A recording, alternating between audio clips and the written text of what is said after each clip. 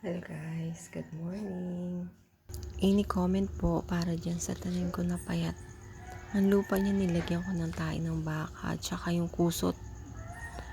Bali trial and error lang po yan kasi ang lagkit ng lupa.